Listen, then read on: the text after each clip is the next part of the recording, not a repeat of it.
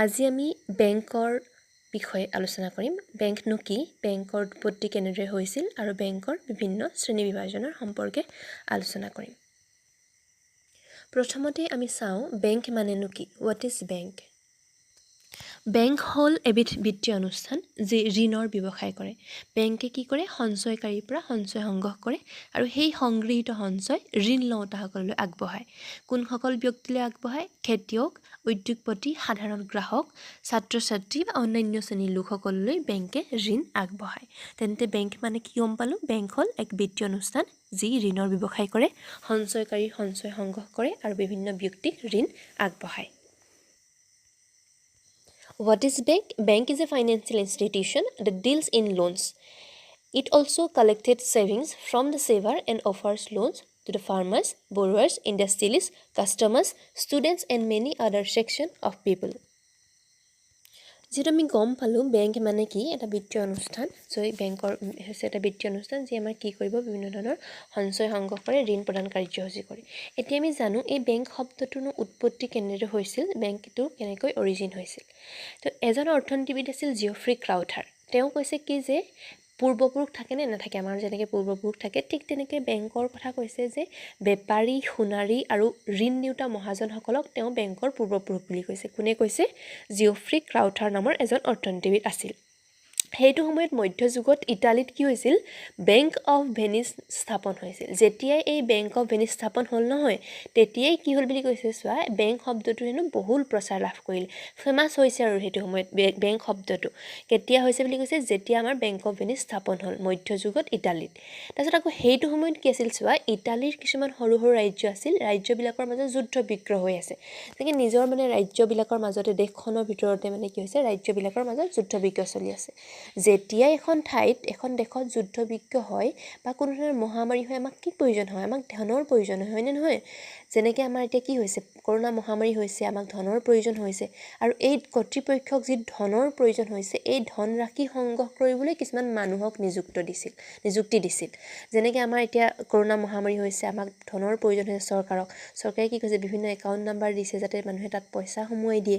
ঠিক তেনেদৰে সেইটো সময়ত যিহেতু আমাৰ এনেকুৱা ব্যৱস্থা নাছিল, তেতিয়াহ'লে কি কৰা হৈছিল, বিভিন্ন মানুহ নিযুক্তি দিছিল আৰু সেই ধন সংগ্ৰহ কৰিবলৈ যিসকল মানুহক নিযুক্তি দিছিল যুদ্ধৰ সময়ত, তো সেই ব্যক্তিসকলক কোৱা হৈছিল আয়ুক্ত বা মন্ত্ৰী, MONTE, মন্টে বুলি কোৱা হয়।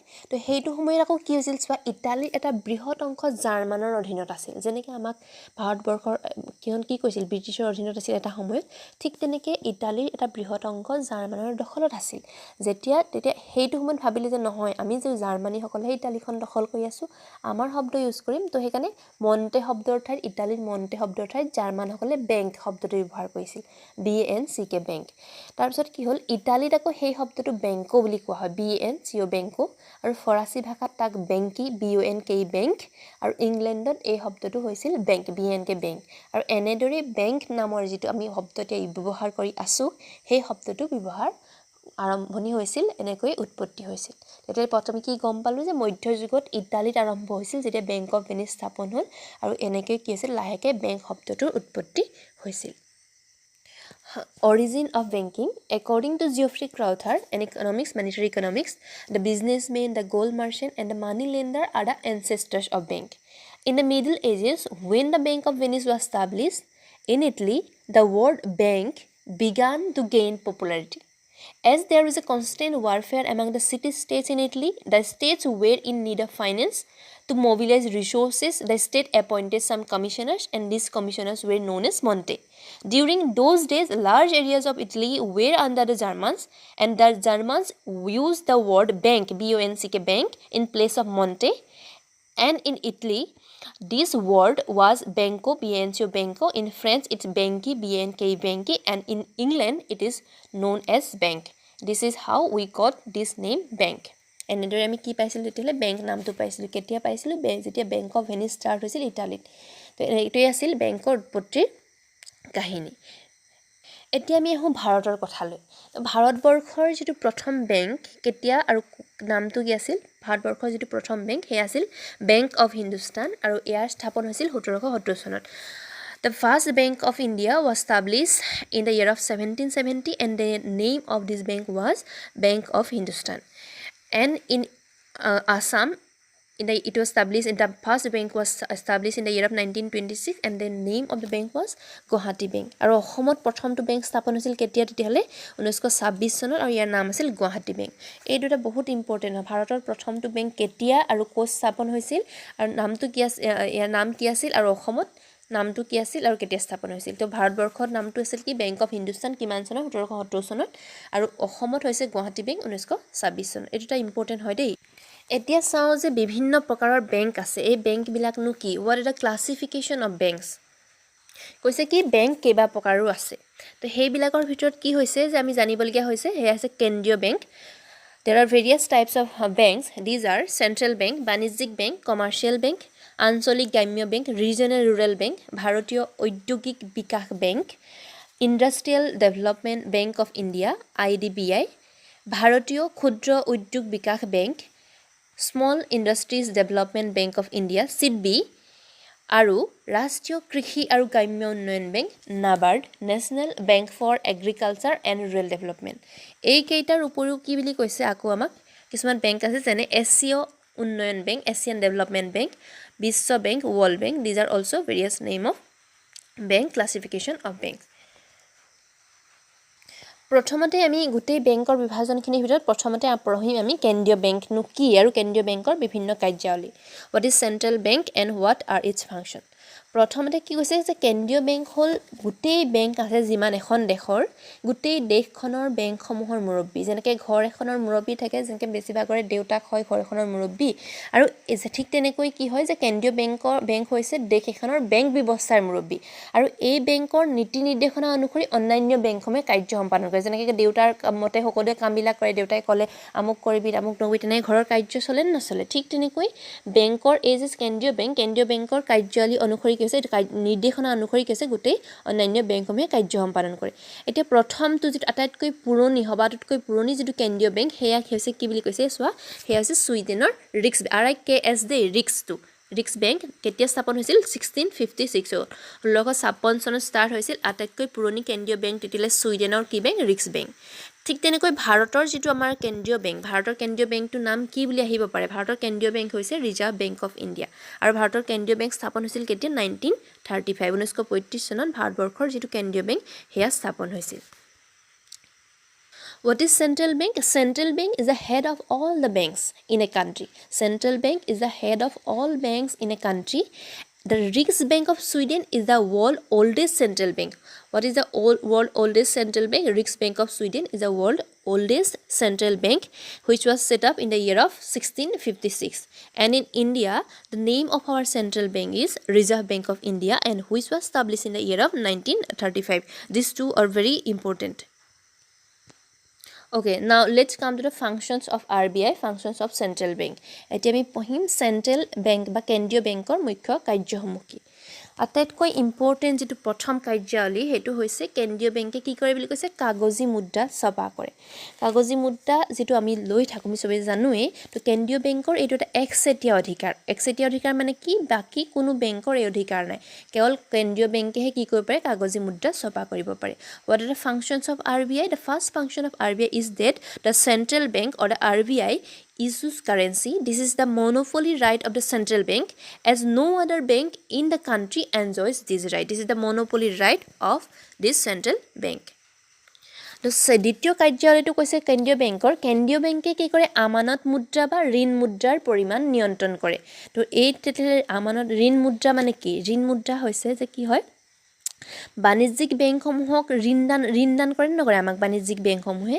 তো বাণিজ্যিক বেংকসমূহৰ যদি অত্যাধিক ঋণ দিয়ে, তেওঁলোকে অত্যাধিক ঋণ লয় সাধাৰণ মানুহবিলাক, তেতিয়া মানুহৰ হাতত পাৰ্চেজিং পাৱাৰ যদি ক্ৰয় ক্ষমতা বাঢ়ি যায়, যাৰ ফলত কি হ'ব, মানুহৰ হাতত মানি ছাপ্লাইটো বাঢ়ি যায়। মানুহৰ হাতত পইচা আছে, যি মন যায় তাকে কিনিব পাৰে। তো পইচা আছে যি মন যায় তাকে কিনিবলৈ যাওঁতে কি হ'ব পাৰে যে মানি ছাপ্লাইটো ইনক্ৰিজ হৈছে, কিন্তু বস্তু বাহিনীবিলাক আমাৰ ইমান যোগানটো বৃদ্ধি হোৱা নাই। তাৰ ফলত যিখিনি বস্তু আছে সেইখিনিৰ ওপৰত কি হৈছে, দোকানীবিলাকে দাম বঢ়াব পাৰে, যাৰ ফলত ইনফ্লেশ্যন হ'ব পাৰে বা মুদ্ৰাস্ফীতি হ'ব পাৰে তো এনেকুৱা ধৰণৰ যদি চিটুৱেশ্যন নহয় সেইকাৰণে কি কৰে কেন্দ্ৰীয় বেংকে সেই ঋণটো নিয়ন্ত্ৰণ কৰে যাতে ঋণটো কিমান পৰিমাণত দিব কিমান সুদৰ হাৰত দিব কেন্দ্ৰীয় বাণিজ্যিক বেংকবিলাকক সেই ঋণৰ পৰিমাণ বিভিন্ন মাধ্যমৰ বিভিন্ন ব্যৱস্থাৱলী আছে বিভিন্ন কেইবাটাও ব্যৱস্থা আছে তোমালোকে এতিয়া নালাগে কিনি পঢ়িব বিভিন্ন ব্যৱস্থাৱলী গ্ৰহণ কৰি কি কৈছে বাণিজ্যিক বেংকসমূহৰ ঋণ প্ৰদান ক্ষমতাটো নিয়ন্ত্ৰণ কৰে নহ'লে যে বাণিজ্যিক বেংকসমূহে যদি সাধাৰণ মানুহক ঢেৰ পইচা দি দিয়ে কি হ'ব এখন হিতে বিপৰীত হ'বগৈ পাৰে তো সেইকাৰণে কি হৈছে বাণিজ্যিক বেংকসমূহৰ যিটো প্ৰদানৰ ক্ষমতা সেইটো নিয়ন্ত্ৰণ কৰে কোনে কেন্দ্ৰীয় বেংকে তো এইটোকে কোৱা হৈছে কেন্দ্ৰীয় বেংকসমূহে ঋণ মুদ্ৰাৰ পৰিমাণ নিয়ন্ত্ৰণ কৰে তো এইটো হৈছে দ্বিতীয় কাৰ্যাৱলী চেণ্ট্ৰেল বেংকৰ the second function of the central bank is that central bank controls the volume of credit তো volume of credit control by whom control by central bank It adopted various control measures policy to regulate the lending capacity of the commercial bank so that they can regulate their central bank can regulate the lending capacity of the commercial bank. This is the second function of the commercial central bank. তাৰপাছত আহিলে তৃতীয় কাৰ্যাৱলীটো কি 3 নম্বৰতে কি কৰে কেন্দ্ৰীয় বেংকে কি কৰে বেংকসমূহৰ বেংক হিচাপে কাৰ্য সম্পাদন কৰে চোৱা গোটেই বেংকবিলাকৰ বেংক হিচাপে কাৰ্য সম্পাদন কৰে কেন্দ্ৰীয় বেংকে কি কৰে যে হিচাপ নিকাছবিলাক গোটেই বেংকবিলাকৰ হিচাপ নিকাছবিলাক কোনে পৰীক্ষা কৰিব কেন্দ্ৰীয় বেংকে আকৌ কেন্দ্ৰীয় বেংকে অন্যান্য বেংকসমূহৰ বিপদৰ বন্ধু আমাৰ বিপদ হ'লে ক'ত যাওঁ বন্ধুৰ ওচৰলৈ যাওঁ নে নাযাওঁ তো ঠিক তেনেকৈ অন্য বেংকবিলাকৰ যদি বিপদ হয় আৰ্থিক সংকট হয় বিপদ মানে হৈছে ইয়াত আৰ্থিক সংকট যেটো পইচাৰ লগত আৰ্থিক ব্যৱস্থাৰ লগত জড়িত বেংক বুলি ক'লে তো আৰ্থিক যেতিয়া সংকট হয় কেন্দ্ৰীয় বেংকৰ ওচৰ চাপে আৰু কেন্দ্ৰীয় বেংকে কি কৰে বেংকসমূহক সহায় কৰে লাষ্ট ৰিজৰ্ট বুলি কৈছে যে শেষ আশ্ৰয়স্থল তেতিয়াহ'লে বেংকসমূহৰ কোন হয় তেতিয়াহ'লে কেন্দ্ৰীয় বেংক বিপদৰ বন্ধু মানে তেওঁলোক কেন্দ্ৰীয় বেংকে তেতিয়াহ'লে বেংকসমূহৰ বিপদৰ বন্ধু হিচাপে কাৰ্য সম্পাদন কৰে বেংকসমূহৰ বেংক হিচাপে মানে বেংকৰ বেংক আকৌ একদম পুৰা হেড অফ দা মানে বেংক হয় বেংকবিলাকৰ হেড হয় তেওঁ কিবা যদি প্ৰব্লেমছ হৈছে তেওঁলোকৰ গোটেইবিলাক দিলে সলভ কৰিব কোনে কেন্দ্ৰীয় বেংকে আৰ্থিক সংকটৰ সময়ত কোনে পইচা দি সহায়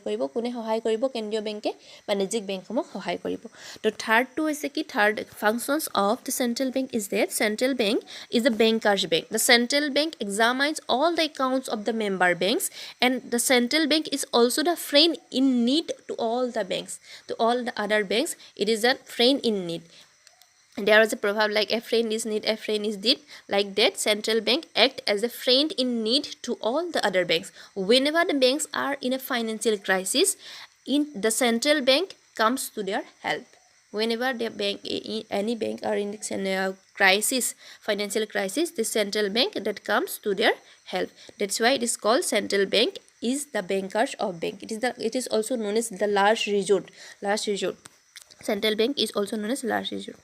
তো এইটো হৈছে 3 নম্বৰ কাৰ্য 4 নম্বৰটো হৈছে যে কেন্দ্ৰীয় বেংকে চৰকাৰৰ বিত্তৰ যোগান ধৰোতা সো বাজেটত আমাৰ এখন বাজেট বনায় চৰকাৰে ক'ত কেনেকৈ খৰচ কৰিব ক'ত কেনেকৈ চৰকাৰে আয় আহৰণ কৰিব ৰাজহ সংগ্ৰহ কৰিব এইবিলাক কিছুমান কি আছে বাজেট বনায় নহয় বাজেটত কেতিয়াবা কি হ'ব পাৰে বাজেট ঘাটি হয় বাজেট ঘাটি মানে কি চৰকাৰৰ ব্যয়ৰ পৰিমাণতকৈ আয়ৰ পৰিমাণ কম হয় চৰকাৰে খৰচ কৰিছে বেছি কিন্তু ইনকামটো কম হৈছে যেনেকৈ ধৰি লওক তুমি ইনকাম কৰিছা 10 টকা খাইছা 20 টকা তাৰ মানে কিমান 10 টকা তোমাৰ ঘাটি হ'ল নে নহল মাইনাছত লাগিলে ঠিক তেনেকৈ এটো কোৱা হয় কি যে চৰকাৰৰ যেতিয়া আয়তকৈ ইনকামতকৈ চৰকাৰৰ খৰচটো বেছি হৈ গৈছে তেতিয়া তাক কোৱা হয় বাজেট ঘাটি আৰু এই যেতিয়া বাজেট ঘাটি হ'ব চৰকাৰ যেতিয়া লছ হ'ব এই বাজেট ঘাটি দূৰ কৰিবলৈ কোনে সহায় কৰে কেন্দ্ৰীয় বেংকে কি কৰে তেতিয়াহলে চৰকাৰক সাহায্য আগবঢ়ায় সেইকাৰণে কৈছে যে চৰকাৰৰ বিত্তৰ যোগান ধৰোতা চৰকাৰক সাহায্য কৰে কেতিয়া যেতিয়া বাজেট ঘাটি দিয়ে আমাৰ চৰকাৰৰ যেতিয়া ইনকামতকৈ চৰকাৰৰ যিটো আয়তকৈ ব্যয় বেছি হয় তেতিয়াহলে কি কৰিব কেন্দ্ৰীয় বেংকে চৰকাৰক সহায় কৰে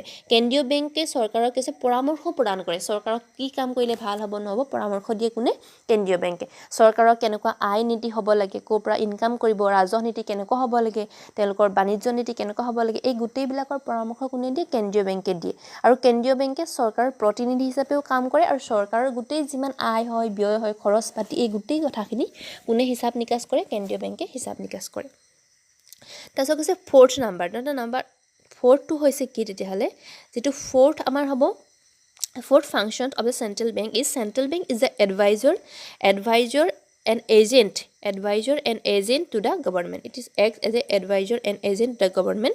The central bank is the financer of the to the government. Financer, who is the financer of the government? Central bank is the financer of the government. How? When the government faces a budgetary deficit. What is a budgetary deficit? Budgetary deficit means when the aggregate expenditure is more than the aggregate revenue of the government. This is known as budgetary deficit. When expenditure is more but revenue is less, this is called budgetary deficit. When expenditure shown in the budget exceeds the aggregate revenue to be earned by the government, this is known as budgetary deficit. At the time of budgetary deficit, who helped central government, the central bank helped to the government so that they can remove your budgetary deficit. So this is the function of central bank. ইয়াৰ উপৰিও কি কৰে কেন্দ্ৰীয় বেংকে আৰু বিভিন্ন ধৰণৰ কাৰ্য সম্পাদন কৰে। ইয়াৰ উপৰিও কি কৈছে যে সময়ে সময়ে দেশৰ যেতিয়া আৰ্থিক পৰিস্থিতিৰ খাতিয়ান দাঙি ধৰে কেন্দ্ৰীয় বেংকে সমবায় বেংক আৰু অন্যান্য বেংকসমূহলৈ কি কৰে বিত্তৰ যোগান আগবঢ়ায়, ছাত্ৰ ছাত্ৰীসকললৈ ঋণৰ যোগান ধৰে, তাৰ পাছতে ধৰি লওক বিভিন্ন ধৰণৰ কল্যাণমূলক আঁচনি আদিৰ কাৰণে বৰঙণি আগবঢ়ায়। তো এইবিলাক বিভিন্ন অন্যান্য কাৰ্যাৱলীৰ ভিতৰত পৰে কেন্দ্ৰীয় বেংকৰ। তো কেন্দ্ৰীয় বেংকে তেতিয়াহ'লে কি কৰিব, তেতিয়া গোটেই কাগজী মুদ্ৰা ছপা কৰে, তেওঁলোকৰ একচেটিয়া অধিকাৰ। আকৌ কেন্দ্ৰীয় বেংকে মুদ্ৰাৰ পৰিমাণ নিয়ন্ত্ৰণ কৰে বাণিজ্যিক বেংকসমূহৰ। কেন্দ্ৰীয় বেংকে বেংকসমূহৰ বেংক হিচাপে কাম কৰে। কেন্দ্ৰীয় বেংকে চৰকাৰৰ বিত্তৰ যোগান ধৰে। কেন্দ্ৰীয় বেংকে কি চৰকাৰৰ প্ৰতিনিধি হিচাপে কাম কৰে। দৰকাৰ হ'লে তেওঁলোকক ঋণৰ যোগান চৰকাৰক সহায় কৰি পৰামৰ্শ প্ৰদান কৰে। কেন্দ্ৰীয় বেংকে বিভিন্ন ধৰণৰ অন্যান্য সমবায় বেংক বা বিত্তীয় প্ৰতিষ্ঠানৰ ঋণৰ যোগান ধৰে। These are the various functions of central bank. Central bank is the head of the all banks of our country. So that is why it is called bankers of bank. Central bank also reviews the economic situation of the country from time to time, and it also supplies loans to the cooperative bank and other bank also. It operates a welfare fund for education and social purposes also. So these are the various functions of central bank. These are the functions of our central bank. Let's review what we have read. We have read what is bank, what is the origin of bank, what are the different types of bank, and what are the functions of central bank.